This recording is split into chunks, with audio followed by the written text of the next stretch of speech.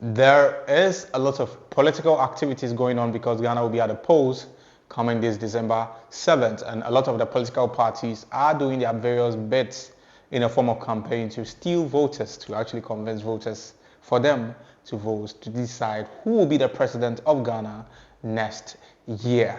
Now, there's been a lot of issues. Like I said, there's been a lot of issues with regards to governance and policies and a project. And for some reason, we've experienced a whole lot of project being completed getting to the end of the year. Some are saying it's a deliberate attempt to sway voters or change the minds of some of the Ghanaians that are feeling like maybe the sitting government has not really put in so much work when it comes to infrastructure. Well, I don't know the details about that, so I'll leave it there. But one key member of political activities in Ghana is the president of Ghana, Mr. Nana Addo Dankwa, or President Nana Addo Dankwa, His Excellency Akufo-Addo. Now, he's also joined some of the campaigns and some of the activities because, it's directly his vice president that is actually being the flag bearer of the NPP. So he's involved himself in one or two things. And he actually went to greet Otumfuo. Now, Otumfuo happens to be the king of Kumasi, Asante region of Ghana, a very powerful region, a group of people in Ghana here. And when he went there was a young man. There was a lot of people in the crowd that were hailing him, but there was this particular young man that stood out in the crowd. Now, why was this guy caught? Why is this guy in the media? Why is this guy in the trends? Now, he had a way that he was watching the president. Now, with some look,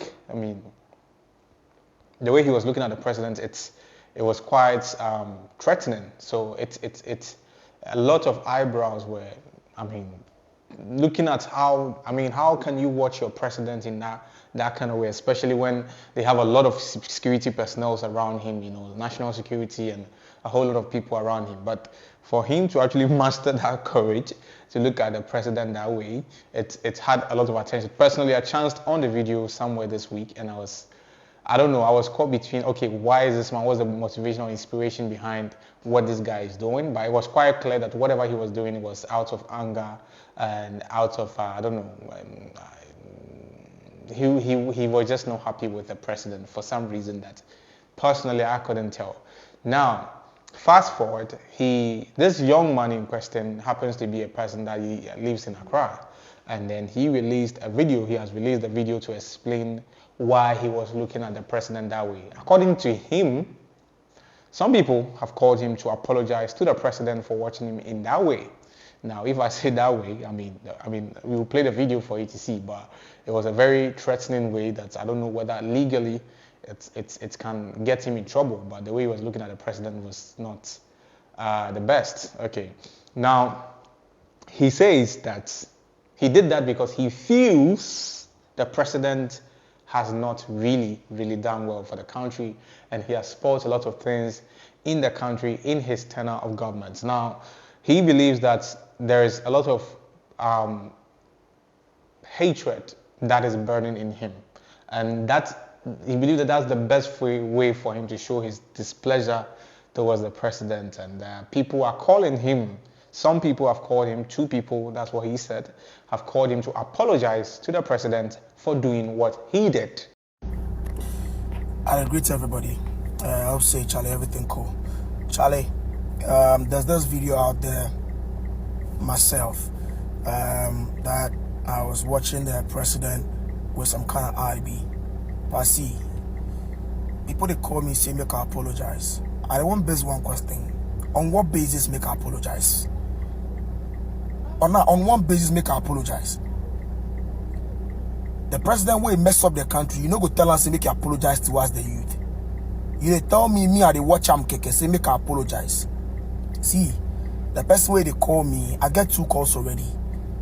If you see this video, will call me again, I go bullshit you. Trust me, I go tell you my mind. I hear your voice say you be matured person. That's why I don't want to talk anything. Why I say okay sir. But what my mind inside. Make you no go use, make you no can use your position, can't intimidate me for here. If the youth of Ghana, they are not ready, some of us saying we are ready. We are ready. We just need a space, Keke. We are ready. We are ready. Make you pono can fool for you. I no go apologize to whoever. The man will come mess up the country. Make me I can't apologize to him. He make lucky. I no go do anything no. But I make lucky say you don't see me plus in eye. Like he can say the eye go take watch him. You no go greet to 247 again. You no go greet to 247 again. Charlie, the short and the tall of the story be that I no go apologize today. I no go apologize tomorrow. Whoever you think you are, where you get the arms, you get the nerves, come for me. Be than you day. I dey Spintex. You dey come for me. Or busy anybody, do your research. Do it. Busy anybody say what they. Better show you what they. Then come. And he's saying that there's no way he's going to apologize to the president, but rather the president should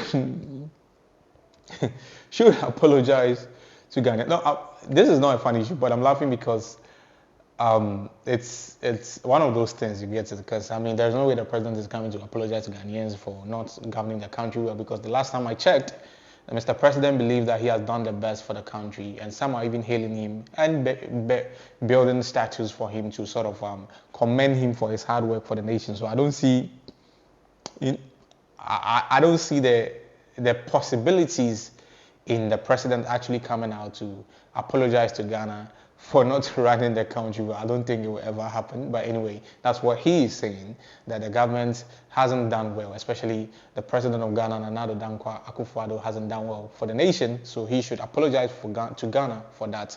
So the people that are against him for watching the president that way, he believes that you should rather advise, or we should rather advise our president to apologize to Ghana for messing the country up. Now, this has sparked a lot of conversation online. Some people believe that this happens to be something that shouldn't be encouraged, because the way he was looking at the president can qualify as a threat and can lead him into trouble. But if you watch the video, he clearly said that he doesn't care, and he even gave his location.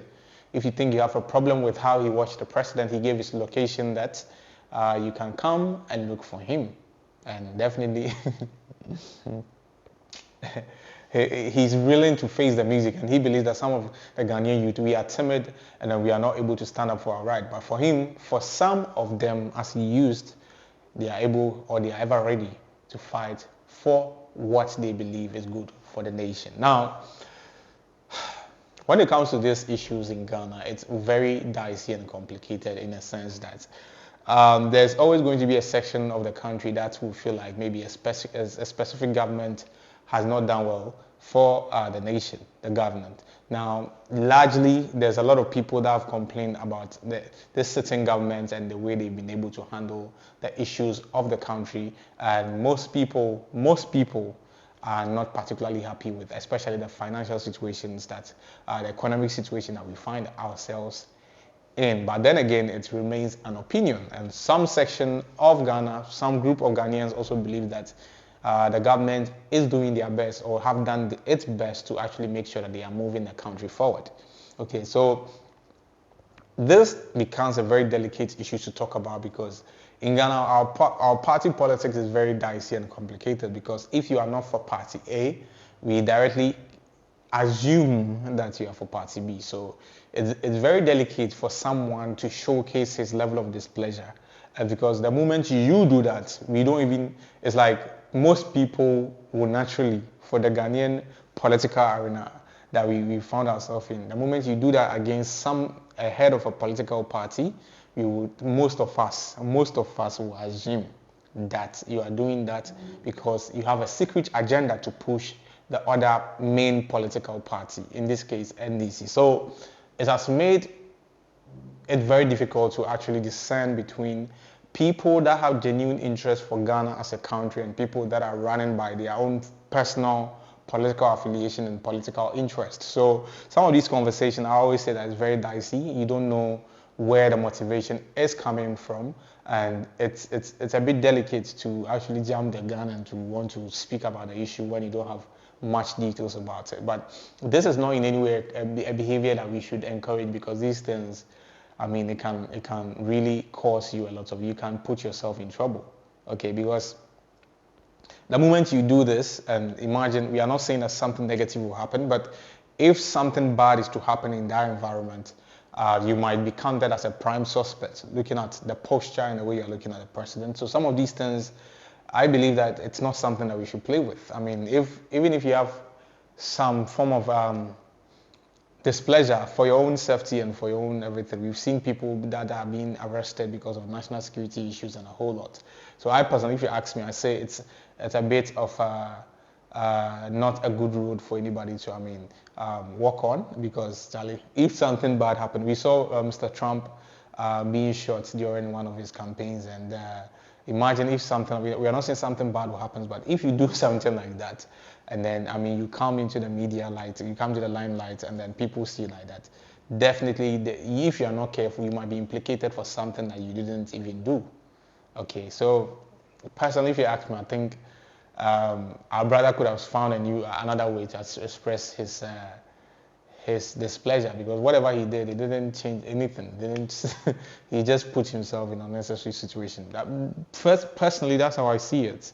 Because if you want to cause real change, I feel like that's a very tiny way to show your displeasure of something as huge as governance, if you ask me, right? So, well, that's what he's playing. So our brother says he doesn't care about the opinion of anybody that will call him to tell him that he should apologize to the government, or he should apologize to the president for giving him that sort of look. Okay, so that's his opinion anyway. We live in a liberal country, we live in a free country, so he also has the right to express himself the way he wants to express himself. So that's that. But that's the update with regards to the guy that gave the president a death stare. Charlie, with that one said, I will end today's edition of Trends on KDM here, and I will leave by saying that, Charlie, we are about to go into the political season, and we're about to vote as a nation. It's this particular election, looking at how things are going and the weather, the political climate and everything, I think it will be a very interesting one. It's very difficult to actually boldly, say that this person is going to win or that person is going to, because it looks like a close call, but then we don't know who will win. But what I would say is, Charlie, let's all be careful out there. When you are going there to vote, just go there with the aim of changing your destiny, your life, your personal life, and the life of your future generation. Nothing more, nothing less. You don't have to go there and fight. You don't have to go there and try to cause any kind of havoc. You just have to make sure that you go there, exercise your civil responsibilities, and go home.